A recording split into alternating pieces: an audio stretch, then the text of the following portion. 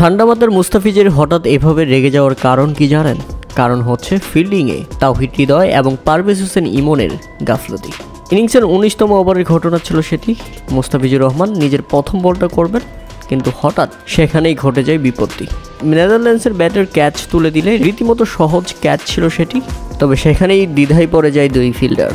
যদিও বলের একদম কাছেই ছিলেন পারভেজ হোসেন ইমন, তবে দৌড়ে গিয়ে যখন দেখলেন তাওহিদ হৃদয় দৌড়ে আসছেন, তখন ইমন নিজেকে থামিয়ে নেন। আর ইমনকে দেখে তাওহিদ হৃদয়ে থেমে যান, যে কারণে বলটি তাদের মাঝখানে পড়ে যায় এবং দুজনের কেউই ক্যাচ ধরতে সক্ষম হয়নি। আর এটা দেখে বোলার মুস্তাফিজুর রহমান রীতিমতো খেপে যান। কী রে, কী করছিস তোরা? তারপর একটা গালি।